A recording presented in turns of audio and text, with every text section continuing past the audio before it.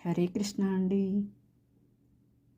శ్రీకృష్ణుణ్ణి గీతాచార్యుడు అంటారు కదండి. మీకు తెలిసిన విషయమే అయినా ఒకసారి స్మృతికి తెస్తున్నాను.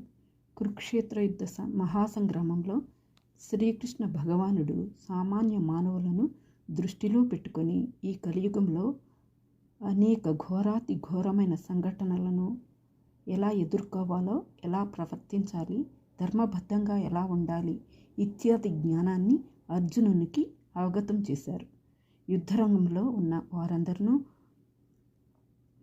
మానవ మాత్రులే. శ్రీకృష్ణుడు దేవాది దేవుడు, సృష్టికర్త, ఆయనే భోక్త.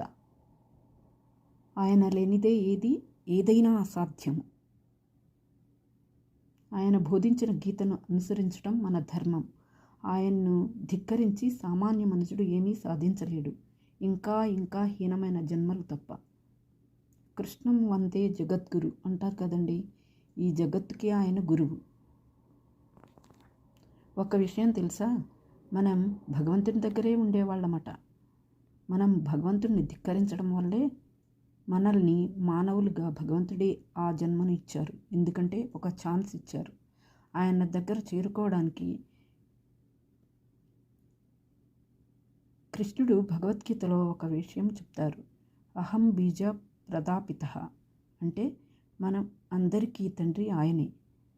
మనం పఠించే గ్రంథాలు కాల్పనిక తత్వవేత్తలు రచించినవై ఉండకూడదండి. పరంపర అయినవిగా, ప్రామాణికమైనవిగా ఆ గ్రంథాలు ఉండాలి.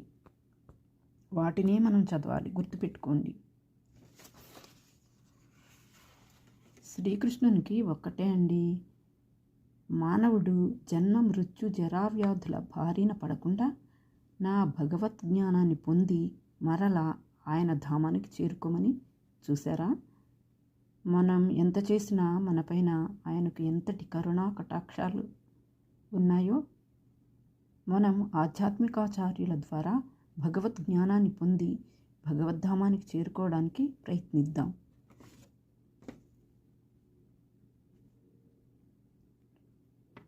సత్యయుగం, త్రేతాయుగం, ద్వాపరయుగం, కలియుగం.